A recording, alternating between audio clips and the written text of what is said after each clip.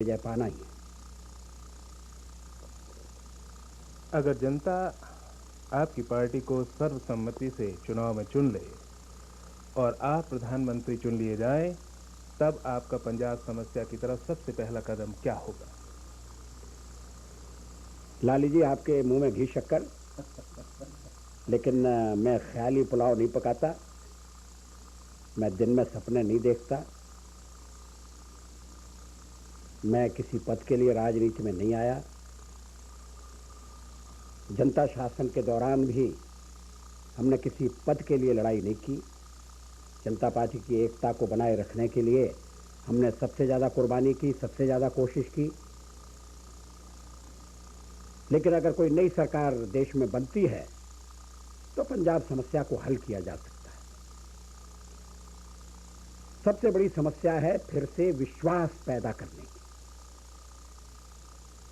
आज पंजाब में रहने वाले हर वर्ग का विश्वास हिल गया है। इस विश्वास को कैसे कायम किया जाए? अगर नई सरकार लोगों के भारी समर्थन से चुनकर आती है, जैसा कि राजीव सरकार चुनकर आई थी। राजीव सरकार की विफलता से मैं खुश नहीं हूं, मैं दुखी हूं। इतनी जल्दी उसने जनता का विश्वास खो दिया। लेकिन सरकार है, समस्याओं को हल करने की जिम्मेदारी अभी भी उसी की है। लेकिन जैसा मैंने कहा, एक साथ हमें कई कदम उठाना पड़ेंगे। एक तो आतंकवादियों से दृढ़ता से निपटना पड़ेगा और दूसरे राजनीतिक समाधान खोजना पड़ेगा। सब दलों को साथ लेकर चलना पड़ेगा। लेकिन आज की स्थिति में यह संभव नहीं है। वर्तमान सरकार पंजाब की समस्या को हल कर सकेगी, इसकी मुझे कोई संभावना नहीं दिखाई देती। अब तो वर्तमान सरकार स्वयं एक समस्या बन गई है। इस समस्या को देश कैसे हल करेगा, इस पर विचार करने की जरूरत है। स्वीडन से हुई आर्म डील का बहुत बड़ा आजकल हमारे हिंदुस्तान में एक कांड समचा हुआ है। इसमें हमारे देश के प्रधानमंत्री का नाम इस गंध में उछाला जा रहा है। ऑपोजिशन पार्टी इसका पूरा फायदा उठा रही है, लेकिन कोई ठोस प्रमाण सामने नहीं आ रहा। इस बात का ठोस प्रमाण प्रस्तुत हो चुका है कि स्वीडन से तोपों की खरीद में 50 करोड़ रुपए से ज्यादा कमीशन के रूप में दिया गया। ये ऑडिट ब्यूरो की रिपोर्ट से साफ है।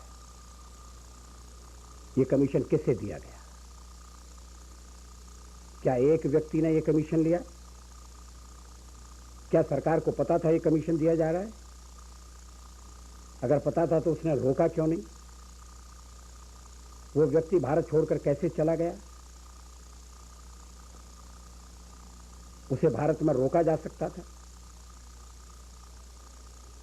जब स्वीडिश रेडियो ने यह खबर दी कि तोपों की खरीद में गोलमाल हुआ है, तो कहा गया कि झूठे आरोप हैं। अब आरोप सिद्ध हो गया है। ऑडिट ब्यूरो की भी पूरी रिपोर्ट पार्लियामेंट को या देश की जनता को नहीं बताई गई। भारत सरकार को स्वीडिश सरकार पर दबाव डालना चाहिए। बॉफोर्स पर इस बात के लिए दबाव डालना चाहिए कि वो नाम बताए किसको कमीशन दिया गया है, और अगर बॉफोर्स नाम नहीं बताता तो उसके साथ तोपों की खरीद का कॉन्ट्रैक्ट रद्द कर देना चाहिए। सरकार अगर चाहे तो सच्चाई का पता लग सकता है। ये दुर्भाग्य की बात है कि सारे भ्रष्टाचार के कांड में प्रधानमंत्री का नाम लिया जा रहा है। लेकिन इसके लिए मौका स्वयं प्रधानमंत्री ने दिया है। वो बार बार ये कहते रहे कि कोई मिडिल मैन नहीं है, कोई बिचवैया नहीं है। लेकिन अब बात साबित हो गई कि बिचवैया है।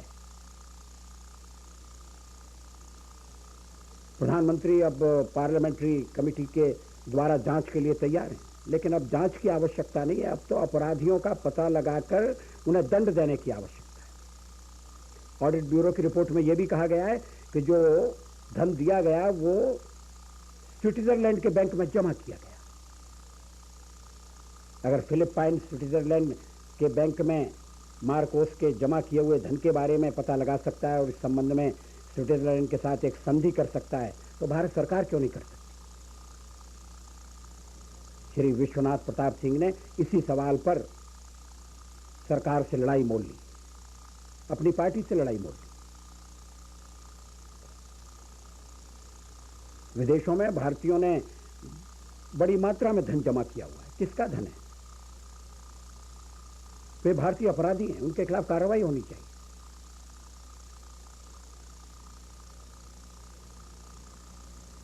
प्रधानमंत्री को अपनी निर्दोषता सिद्ध करनी होगी। सीजर की पत्नी की तरह से प्रधानमंत्री को संदेहों से परे होना चाहिए।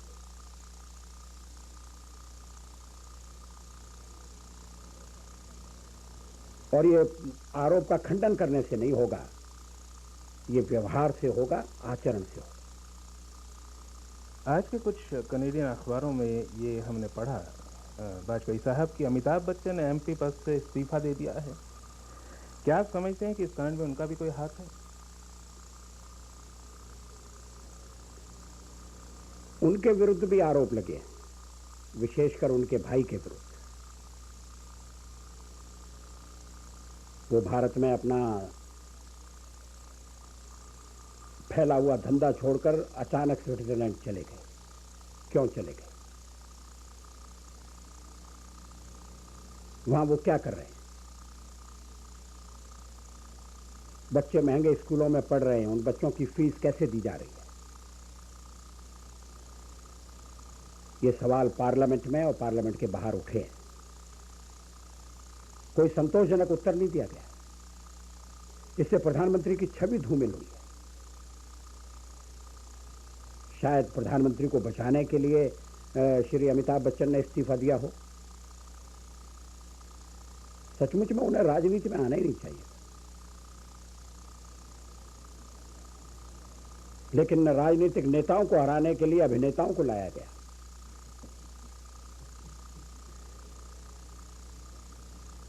बहुगुणा जी को परास्त करने के लिए अमिताभ को मैदान में उतारा गया। अगर मैं दिल्ली से चुनाव लड़ता तो शायद अमिताभ बच्चन मेरे खिलाफ खड़े होते। चुनाव के पहले पत्रकारों ने मुझसे पूछा था कि अगर अमिताभ बच्चन आपके खिलाफ चुनाव लड़ते हैं तो आप क्या करेंगे? मैंने कहा मुझे रेखा से प्रार्थना करनी पड़ेगी कि वो हमारी तरफ से लड़ें। मैं अभिनेताओं का सामना तो नहीं कर सकता।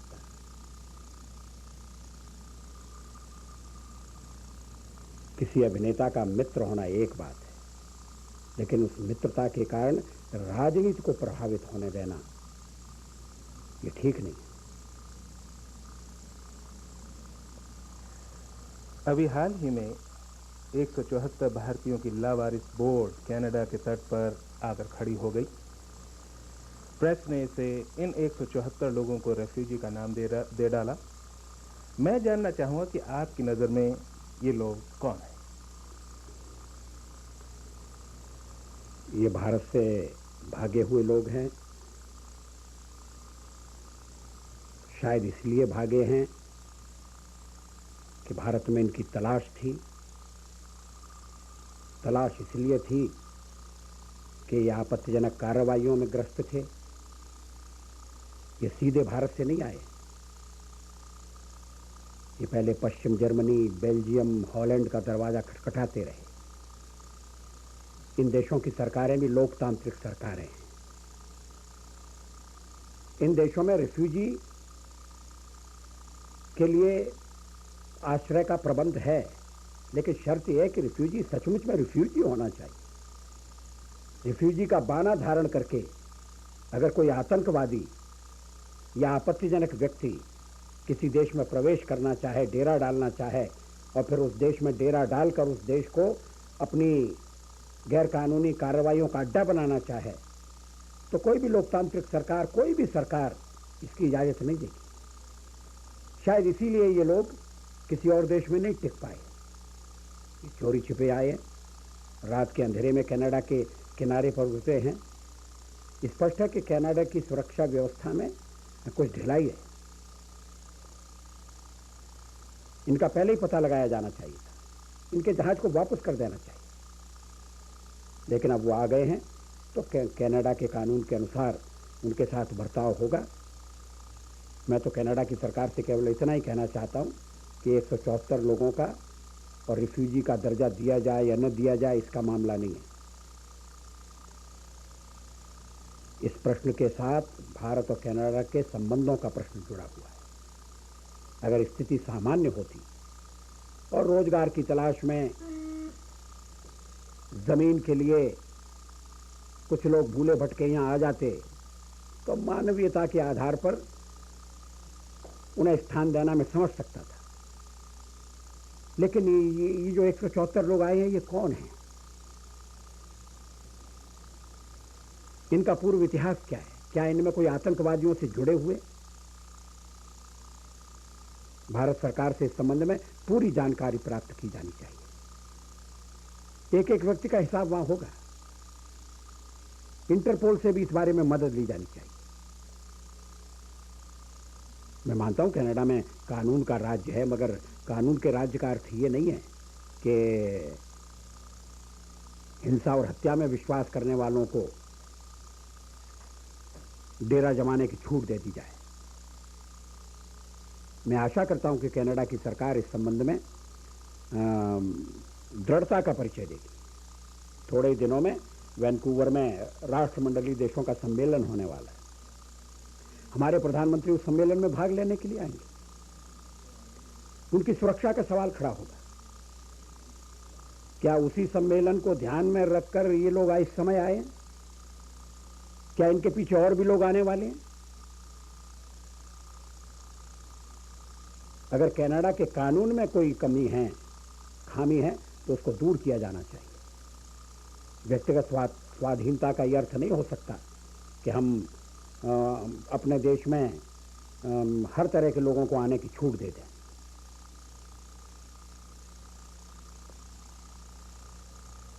हमारा देश बहुधर्मी रीति रिवाजों का एक ऐसा देश है जिसमें लगभग 80 करोड़ लोग रहते हैं।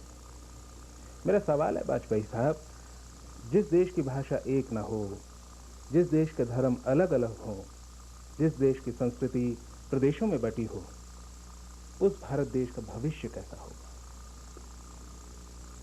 भारत का भविष्य उज्जवल है। विविधता में एकता है। विविधता हमारी विघटनात्मक प्रवृत्ति का परिचायक नहीं है, यह हमारी समृद्धि का द्योतक है। कठिनाई यह है कि हम विविधता को विघटन का रूप देने की इजाजत दे रहे हैं। विविधता को कायम रखते हुए हमें एकता के सूत्रों को मजबूत करना चाहिए। अगर इसमें कोई सबसे बड़ा गुनाहगार है तो स्वार्थी राजनीति गुनहगार है। अनेक भाषाएं हैं, मगर सब भाषाओं में व्यक्त होने वाले भाव एक हैं।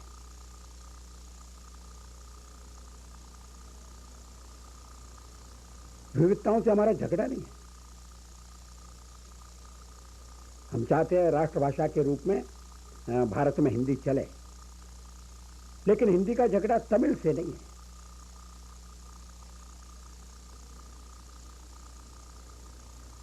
हिंदी अपना स्थान लेना चाहती है। अंग्रेजी के पठन पाठन के लिए भी भारत में पूरी सुविधा रहेगी।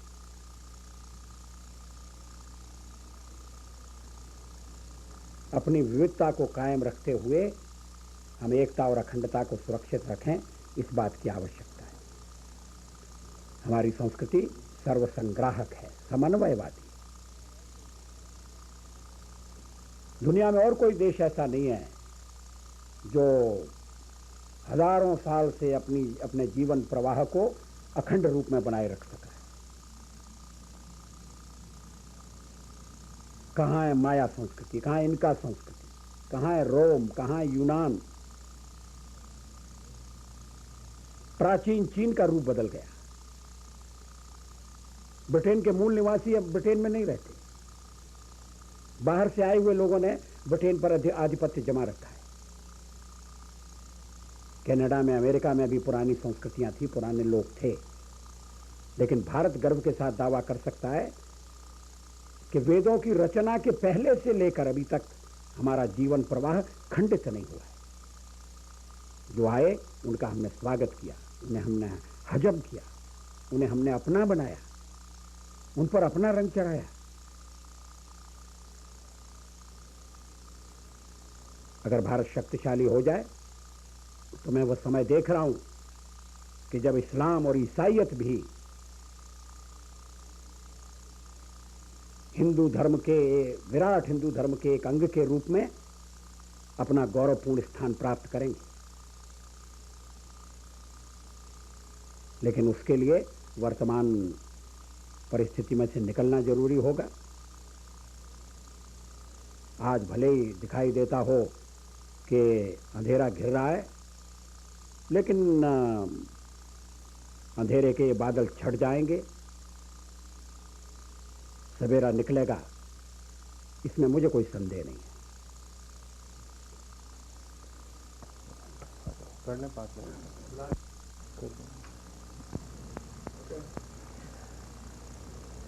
एक सवाल प्रेस से ताल्लुक है कि हमारा देश जैसे कि प्रजातंत्र राज्य की नींव पर खड़ा है, जहाँ पर प्रेस को पूरी आज़ादी है, जो चाहे वो लिखें, जहाँ के लीडर्स, जहाँ के धर्म नेता जो चाहें वो कह सकते हैं और भड़का सकते हैं पब्लिक को। मैं ख़ास तौर पर बात कर रहा हूँ दिल्ली के जामा मस्जिद के इमाम साहब की, जिन्होंने अपने पाकिस्तान के दौरे के दौरान ये कहा था कि हिंदुस्तान में मुसलमानों के साथ बहुत ज्यादती हो रही है। तो मैं ये जानना चाहूँगा कि ये किस तरह की फ्री जो प्रेस है, जो चाहती है वो लिख देती है, नेता जो चाहते हैं बोल देते हैं, और धर्म नेता जनता को भड़काना शुरू कर देते हैं, बाहर जाकर देश की निंदा करते हैं, उनके अगेंस्ट तो कुछ नहीं होता। क्या वजह, इसकी क्या वजह है?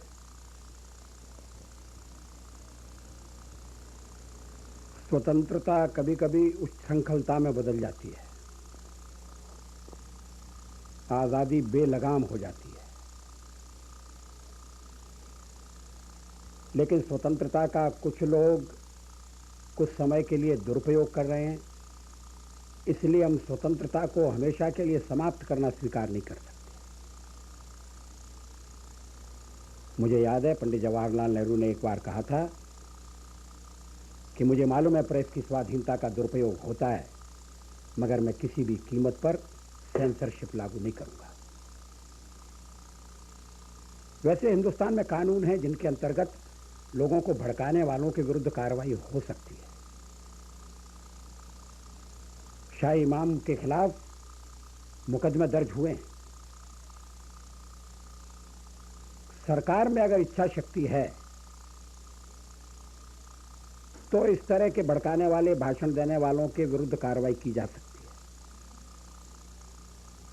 अगर इच्छा शक्ति नहीं है तो कानून रखा रहेगा, अलमारी की शोभा बढ़ाता रहेगा। लेकिन लोकतंत्र में हमें जनता की शक्ति पर अंतिम रूप से निर्भर करना होता है। अंग्रेजी में कहावत है, कुछ लोगों को कुछ समय के लिए बेवकूफ बनाया जा सकता है, कुछ लोगों को बहुत समय के लिए बेवकूफ बनाया जा सकता है, मगर सब लोगों को सब समय के लिए भड़काया नहीं जा सकता, भरमाया नहीं जा सकता। अंततोगत्वा लोगों की समझ पर, सोच पर भरोसा करना पड़ेगा। इसमें थोड़ी देर लग सकती है, लेकिन लोकतंत्र का रास्ता लंबा रास्ता है। लोकतंत्र की चक्की धीमी चलती है मगर बारीक पीसती है। तो किसी भी स्थिति में हमें लोकतंत्र को निष्प्रभावी नहीं बनाना चाहिए। हाँ, उसके चलते लोकतांत्रिक मूल्यों को, स्वतंत्रता को कायम रखते हुए जो देश को तोड़ना चाहते हैं, जो भाई भाई को लड़ाना चाहते हैं, जो मजहब के नाम पर विघटन फैलाना चाहते हैं, उनके खिलाफ कार्रवाई की जा सकती है और कार्रवाई की जानी चाहिए। क्या पंजाब के आतंकवादी भविष्य में खालिस्तान को साकार रूप दे सकेंगे? कभी नहीं। खालिस्तान कभी नहीं बनेगा। खालिस्तान हमेशा नारों में रहेगा। भारत की भूमि पर खालिस्तान कायम नहीं होगा। किसी भी कीमत पर भारत के और टुकड़े नहीं होने दिए जाएंगे। कितना भी बलिदान क्यों न देना पड़े, भारत को खंडित करने की किसी भी साजिश को कामयाब नहीं होने दिया जाएगा। एक बार देश का विभाजन हो गया, वो दुर्भाग्यपूर्ण समय था। हम स्वाधीन होने की इच्छा से भी प्रेरित थे, नेतृत्व दुर्बल था, साम्राज्यवाद की साजिश थी। लेकिन सबसे बड़ी बात यह थी कि अखंडता के लिए जीने और मरने वाले उस समय राजनीति में नहीं थे। उदाहरण के लिए मैं और मेरे साथी कॉलेज के विद्यार्थी थे। अभी तक हमारे दिलों से ये टीस गई नहीं है कि हमने भारत का विभाजन क्यों हो जाने दिया। विभाजन से कोई समस्या नहीं, मुस्लिम समस्या का भी समाधान नहीं है। पाकिस्तान में लोकतंत्र नहीं है, सैनिक तानाशाही। बांग्लादेश भी सैनिक तानाशाही के पाटों में पिस रहा है। अब हम किसी को देश को तोड़ने की इजाजत नहीं देंगे। मैं कनाडा में रहने वाले भारतीय भाइयों और बहनों को आश्वासन देना चाहता हूं, हर कीमत पर भारत की एकता और अखंडता की रक्षा की जाएगी। भारत माता की मूर्ति को अब खंडित नहीं होने दिया जाएगा। आप भरोसा रखिए, विश्वास रखिए। भारत की स्थिति के बारे में आपकी चिंता स्वाभाविक है, लेकिन भारत के उज्जवल भविष्य में आपका विश्वास किसी भी तरह से डिगना नहीं चाहिए। आखिर में एक सवाल, आतंकवादियों की हिट लिस्ट में आपका नाम है, क्या आपको मौत से खौफ नहीं?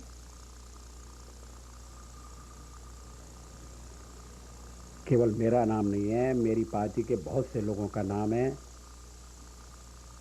कुछ पार्टी के कार्यकर्ता आतंकवादियों की गोली का निशाना भी बन चुके हैं। जब अमृतसर में श्री सत्यपाल खन्ना की हत्या हुई तो मैं वहां गया था और मैंने कहा था कि भारतीय जनता पार्टी का अध्यक्ष तो मैं हूं, अगर आतंकवादी मारना चाहते हैं तो मुझे मारें। मौत तो एक दिन आनी है, मौत से डरना क्या।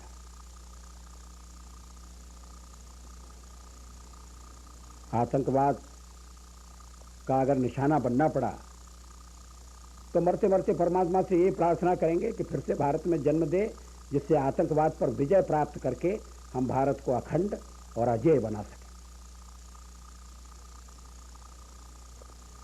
बहुत बहुत शुक्रिया वाजपेयी साहब आपके इस शानदार इंटरव्यू का। हम भगवान से आपके लंबी उम्र की दुआएं करते हैं। देश के लिए इसी तरह से आप संलग्न रहें और देश की सेवा करते रहें, हम यही भगवान से प्रार्थना करते हैं। बहुत बहुत धन्यवाद आपकी शुभकामनाओं के लिए। आप भी इसी तरह से कनाडा के भारतीयों में जागृति पैदा करते रहें, ये मेरी कामना है। नमस्कार।